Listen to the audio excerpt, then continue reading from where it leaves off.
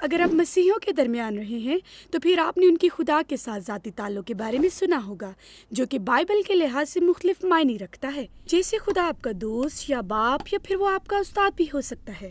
مگر ایک خاص طریقہ ایسا بھی بائبل میں بتایا گیا ہے جو کہ شاید عجیب محسوس ہو، اور وہ ہے خدا کے ساتھ ایک شراکت رکھنے کا۔ شراکت کا مطلب ہے کہ آپ کسی مقصد کے تحت کوئی کام کر رہے ہیں۔ بالکل صحیح۔ در حقیقت بائبل میں ہم دیکھتے ہیں کہ ابتدا میں خدا نے یہ دنیا پوری توانائی کے ساتھ اچھی بنائی، اور اس نے ان لاسانی مخلوق انسانی کو اور زیادہ سے زیادہ اچھائی برپا کرنے میں اپنا شریک بنایا۔ مگر انسان خدا کے ساتھ شراکت نہیں، بغاوت کرتے اور اپنی ہی شرائط پر ایک دنیا بنانے کی کوشش کرتے ہیں۔ یہ ٹوٹی شراکت ہی اس بارے میں بائبل کی تفصیل ہے کہ کیوں ہم برائی اور ناانصافی اور موت کے المیے میں پھنس جاتے ہیں۔ یہ نہیں کہ ایک یا دو انسانوں نے اس شرکت سے بغاوت کی۔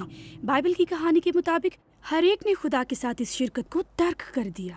بس خدا یہ کرتا ہے کہ وہ ایک چھوٹے سے گروپ کو لیتا ہے اور وہ ان سے ایک شراکت تیار کرتا ہے جسے عہد کہتے ہیں، اور پھر یہ عہد جو خدا بناتا ہے کچھ وعدے قائم کرتا ہے، اور تب پھر ایک تبادلہ کہ اس معاہدے کے شریک کچھ باتوں کو پورا کرتے ہیں، اور ان سب باتوں کا مقصد یہ ہے کہ خدا ہر ایک کے ساتھ اس عہد نامے کو پھر سے بحال کر دے۔ اب پرانے عہد نامے میں 4 ہیں جن کے ساتھ خدا عہد قائم کرتا ہے، یعنی نوح، ابراہیم، اسرائیل قوم اور داؤد بادشاہ۔ اور ان کے ذریعے خدا ایک عہد والا گھرانہ تیار کر رہا ہے جس میں بالآخر تمام لوگوں کو دعوت دی جائے گی۔ دیکھتے ہیں کہ یہ کیسے یہ کام کرتے ہیں۔ پہلا نوح ہے۔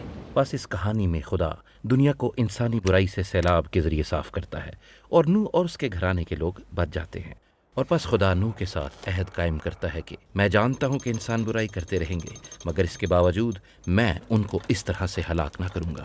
اس کے برعکس یہ زمین ہمارے لیے اکٹھے کام کرنے کے لیے مناسب جگہ ہوگی۔ بس نوح نے کیا کرنا تھا؟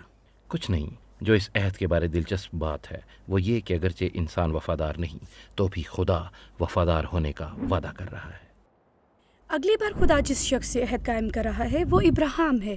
خدا ابراہیم کو چنتا ہے اور ایک بڑی قوم بنانے کے لیے زمین دینے کا وعدہ کرتا ہے، اور بدلے میں خدا ابراہیم سے کہتا ہے کہ وہ اس پر بھروسہ رکھے اور اپنے گھرانے کو تربیت دے کہ جو باتیں درست اور راست ہیں ان پر عمل کرے۔ اور اس عہد کا مقصد یہ تھا کہ خدا اس واحد گھرانے کے باعث دنیا کے تمام گھرانوں کو برکت دے گا۔ اور اس کے بعد ہم دیکھتے ہیں کہ خدا عہد قائم کرتا ہے جب ابراہیم کا گھرانہ اسرائیل کے قبیلے کی شکل میں سامنے آتا ہے۔ اور یہ عہد تمام قبیلے کے ساتھ تھا۔ خدا نے انہیں کہا کہ وہ قوانین کے ایک ضابطے پر عمل کرتے ہوئے خدا کے شراکتیوں کی مانند زندگی گزاریں، اور اگر وہ ان پر عمل کرتے ہیں تو خدا انہیں برکت دے گا، اور وہ ایک ایسی امت بن جائیں گے جو کہ انسانیت کے لیے اس کے نمائندے ہوں گے۔ یہ عہد اسرائیل کے ساتھ تھا اور آخری عہد داؤد بادشاہ کے ساتھ تھا۔ اور خدا نے داؤد اور اس کی نسل کو کہا کہ وہ اسرائیل کی رہنمائی کرتے ہوئے اس کے قوانین اور جو کچھ راست اور درست ہے پر عمل کرتے ہوئے خدا کے شراکتی بن جائیں، اور خدا وعدہ کرتا ہے کہ ایک دن داؤد کے بیٹوں میں سے ایک آئے گا اور خدا کے امن اور برکات سے بھرپور بادشاہت کو تمام اقوام پر قائم کر دے گا۔ بس یہ وہ 4 عہد ہیں جو خدا تمام دنیا کے ساتھ اپنی شراکت کو بحال کرنے کے لیے قائم کرتا ہے۔ مگر ایسا ہوا کہ اسرائیل نے اس عہد کو توڑ دیا، اور انہوں نے دوسرے دیوتاؤں کی پرستش شروع کر دی اور بہت بھیانک ظلم کی وجہ بنے۔ بس انہوں نے اپنی سرزمین کو کھو دیا اور وہ جلاوطنی میں چلے گئے۔ اس ساری نا امیدی میں اسرائیل کے انبیاء نے اس دن کی بات کی جب خدا اسرائیل کی ناکامی کے باوجود ان عہود کو بحال کرے گا۔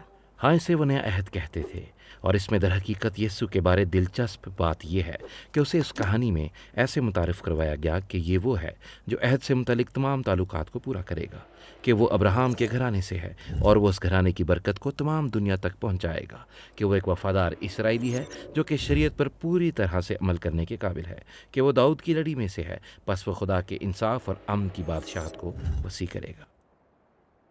یہ ایک شخص کے لیے بہت ہی اہم بات ہے۔ ہاں، جو بات نمایاں طور پر بتانے والی ہے وہ یہ ہے کہ یسوع محض انسان نہ تھا بلکہ خدا انسان تھا، اور خدا نے ایسا اس لیے کیا کہ وہ ایک وفادار عہد کا شراکتی ٹھہرے۔ یہ کہ ہم سب ناکام ہو گئے اور خدا نے یسوع مسیح کے ذریعے ہمارے لیے راستہ تیار کیا کہ اس کے ساتھ شراکت بحال ہو جائے۔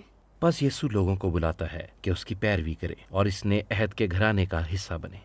ناکامی کے باوجود یسوع کا وعدہ ہے کہ وہ انہیں شراکتی بنا دے گا جو ایماندار ہوتے جائیں گے۔ بائبل کی کہانی مکمل طور پر اچھائی اور امن سے بھرپور پورے طور پر بحال دنیا کی تصویر کے ساتھ ختم ہوتی ہے۔